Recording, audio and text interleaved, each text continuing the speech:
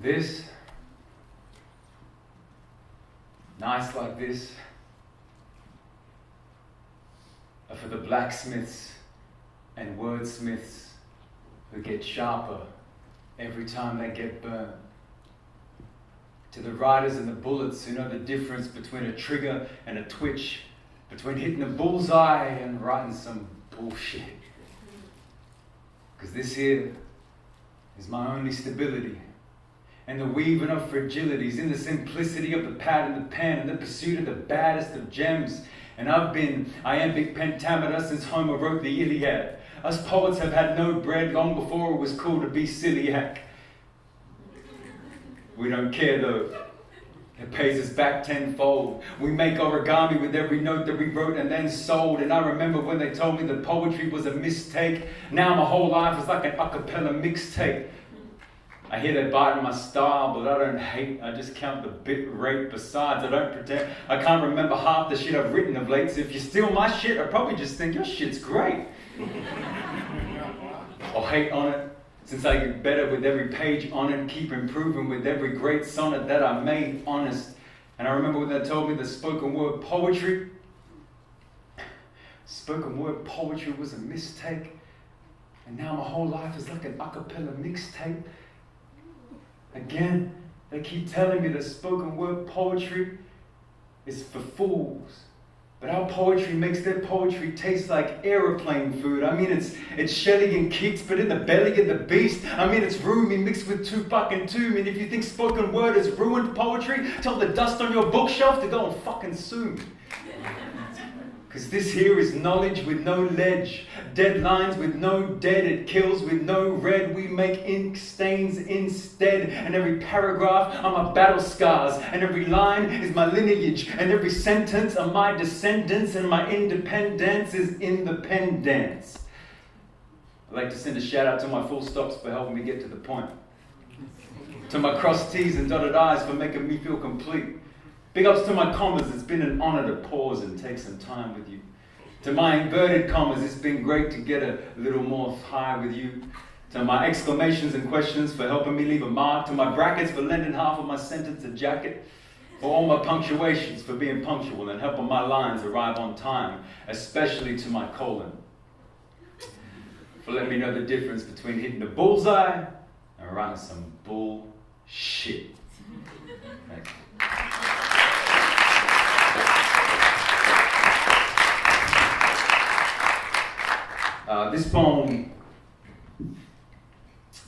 This poem is for all the people that we've lost, especially those who we've lost by their own hands.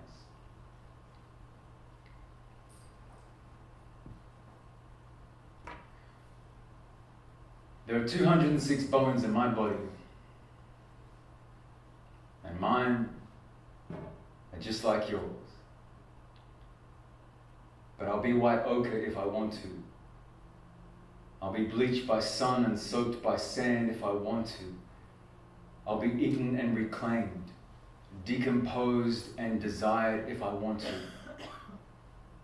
There are 22 bones in my feet, and I've named them after the poets who have walked before me. I will burn if I need to, be dust if I choose to. Desire smoke signals of yesterday, reminisce in my own future. I will be a figment of my own imagination if I choose to. I will be rubble, driftwood, dead weight, dead set, dead poet society.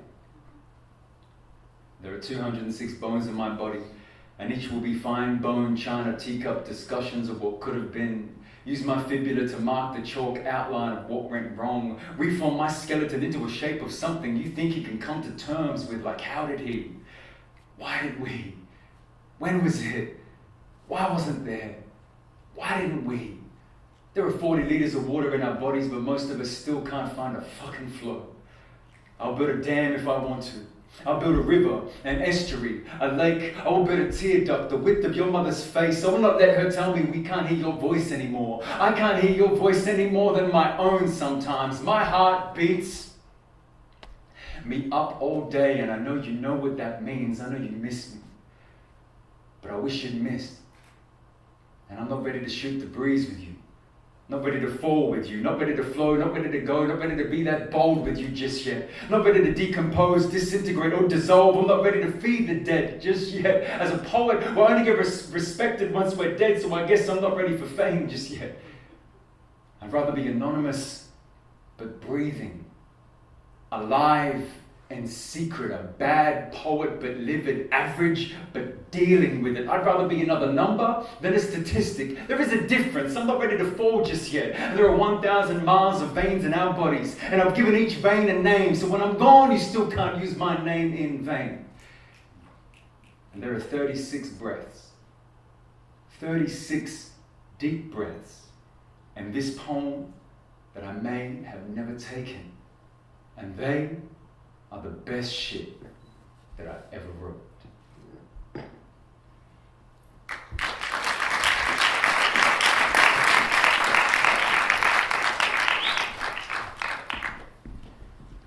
In ancient Greece, healers used to keep snakes. They let them live beneath the beds of the sick because they believed that snakes represented change, healing, and renewal. Now, in Greek, the word for poison is pharmaki, but the word for medicine is pharmako, like pharmacy, because inside the poison is where we find the antidote. And they say live by the sword, die by the sword, but the word sword has the word in it, because our words can be the antidote. So much so that we can retell history. I retell my past in any way I choose to. I even call my last terrible breakup the best thing that ever happened to me. Sometimes I rewrite proverbs just to prove a point. Like, it's not the bigger they are, the harder they fall. It's actually the smaller we are, the harder we brawl. And it's not behind every great man is an even greater woman. It's actually in front of every great woman stands a mediocre man who just takes all the fucking credit. And you can lead a horse to water, but they are very hard to drown. And you should keep your friends close and your enemies as far away as possible. Unless you want their poison to teach you how to cure yourself. You see, this poem is for the snakes. Because every time they bite, they leave a drop of the antidote inside me. I extract the medicine, hanging around my neck in a vial, the shape of survival, carved out at the time I broke that redneck kid's nose in Musgrave Park when I was 15. Fuck that guy. I broke my pinky knuckle when I did it though. I guess that was his antidote to my poison. You see, this life is a snake, eating its own tail in a cycle, constantly shedding its skin, dying and reinventing, killing and giving life and unlocking its jaw every now and then to eat something bigger than itself. We all need to learn how to eat concepts bigger than ourselves sometimes. My friend went into chemotherapy this week. Her son shaved her head. I took her beanie shopping. We bought two. One was green and the other survival. Afterwards, we had dinner and she asked me all about my problems. I spoke so much about myself. The cancer almost disappeared. Jack, she calls it, is a blind date with a parasite that couldn't finish his own meal. It's not her time. The poison the doctors give her will kill her just enough to keep her alive, and she'll live long enough to make it look like it was medicine the whole time. And the whole time she'll keep telling herself,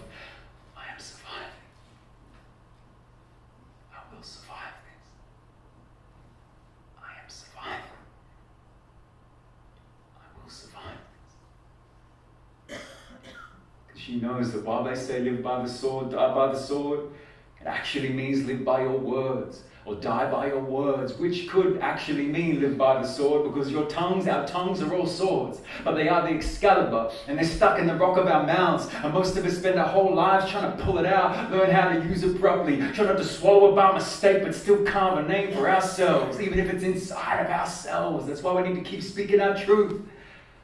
Like, give a man a fish, and he'll eat for a day. Teach a man to fish, and he'll build $1 billion industry that will cause thousands of aquatic species to become extinct. Or even my headstone, when it reads, Luka lesson, resting in peace. But that RIP, to me, will always stand for resurrected in poetry. Thank you.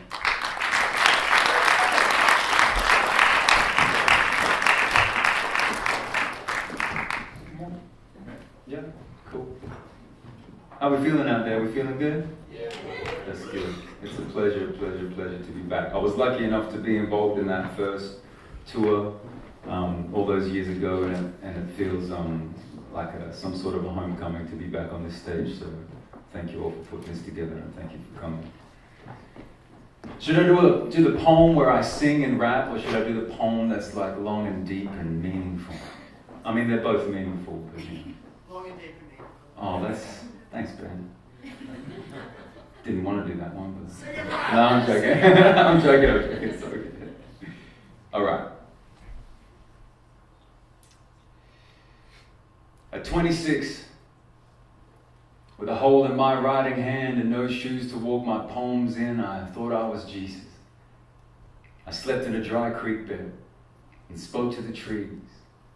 I found a pine plantation where they stood in perfect rows, and I walked between them, speaking like a general to his soldiers, telling those pine trees to stand up straight, keep breathing, drop the needles. Back then, I stitched patches under the sky to stop it from falling. I sat among the cedars. And she asked me if I'd kissed my favorite poet, Khalil Gibran, before her. I said yes, but promised her I'd get a tattoo of her on my rib cage in case I ever felt this caged in again. I never did it. But every time I'm rolling in the dirt, I still stitch a patch of clean skin on my body for everything I've ever been through. I stitch myself back onto myself when things fall apart. At 27, I realized that dirt is the cleanest substance on earth. I learned this while I was trying to dig myself out of a grave and bury the old me at the same time. I guess it's lucky I'm exactly 6 foot, so when I stand in a grave, I'm always halfway in and halfway out. All I need to do is tell the grave digger to go fuck himself, pull him in by the shovel, sprinkle some dirt, say a prayer. It was him or me. He was the old me. At 28, I walked into the abyss of depression with an owl of wisdom perched on my shoulder. And as I did, that owl appeared to me like a wolf howling at me in the mirror, or a fig tree bearing fruit once a season, or a river twisting around me, trying to drown me. Eventually, that owl became a monument, bronzed and in the center of my city, with all of my life's architecture growing block by block from her acropolis. Now, I pray at her altar, I climb onto her shoulder, I whisper metaphors into her ears, and if I'm lucky, she tells me she likes them. 29, I realize that money's not the root of all evil. We're the square root of our own equations. We spend our lives trying to calculate our lives, trying to give thanks, multiply it by people we don't know. We're all so divided we forget to carry the one. And I realized that Albert Einstein once said, if you can't explain something simply, then you don't know it well enough. I guess that's what E equals MC squared is the difference. I sold everything and I became a reductionist. With the money, I paid off the ferryman. He tipped his hat and let me pass. And I like to tell people how I never looked back. But of course I did, man. We always do.